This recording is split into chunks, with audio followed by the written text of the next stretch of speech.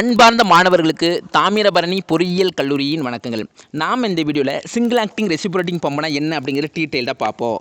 இதன் முக்கிய பாகங்கள் cylinder, suction pipe, suction valve, delivery pipe மற்றும் டெலிவரி வால்வ் என்பனவாகும்.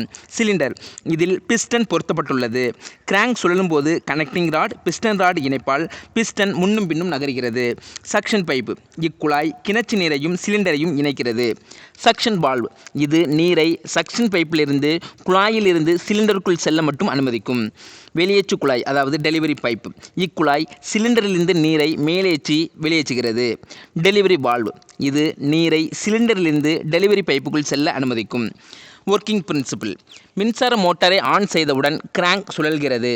0 டிகிரி முதல் 180 டிகிரி கோணம் வரை கிராங்க் அரை சுற்று சுழலும் போது பிஸ்டன் இடமிருந்து வலமாக நகர்கிறது. அப்போது சிலிண்டரில் வெற்றிடம் உண்டாகிறது. அதனால் ஏற்படும் அழுத்த வேறுபாடினால் வளிமண்டல காற்று கிணற்று நீரை சக்ஷன் பைப் வழியாக மேலேற்றி சக்ஷன் வால்வை திறந்து சிலிண்டருக்குள் அனுப்புகிறது. பிஸ்டன் இடமிருந்து வலமாக நகர்வதை சக்ஷன் ஸ்ட்ரோக் என்கிறோம். சக்ஷன் ஸ்ட்ரோக் முடியும் போது சிலிண்டர் முழுவதும் நீரால் நிரம்பியிருக்கும். 180 டிகிரி முதல் 360 டிகிரி கோணம் வரை கிராங்க் அடுத்த அரை சுற்று சுழலும் போது பிஸ்டன் வலமிருந்து இடமாக நகர்கிறது. அப்போது சக்ஷன் வால்வ் மூடிக்கொள்கிறது.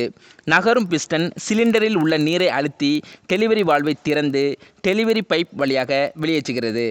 பிஸ்டன் வலமிருந்து இடமாக நகர்வதை டெலிவரி ஸ்ட்ரோக் என்கிறோம். டெலிவரி ஸ்ட்ரோக் முடியும் போது சிலிண்டரில் நீர் இருக்காது. சைக்கிள் மீண்டும் மீண்டும் நடைபெறும். டெலிவரி ஸ்ட்ரோக்கில் மட்டுமே நீர் வெளியேற்றம் இருக்கும். சக்ஷன் ஸ்ட்ரோக்கில் நீர் வெளியேற்றம் இருக்காது. அதாவது டிஸ்சார்ஜ் தொடர்ச்சியாக நடைபெறாமல் விட்டு விட்டு நடைபெறும். நன்றி, வணக்கம்.